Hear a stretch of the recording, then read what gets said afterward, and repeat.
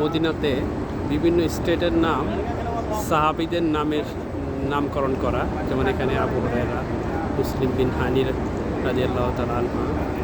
এগুলো হচ্ছে সাহাবীদের নামকরণে বিভিন্ন স্টেট। এখানে আমরা আছি এখন মুসলিম বিন হানি স্টেট। ওকে অনেক সাজানো গুছানো আলহামদুলিল্লাহ।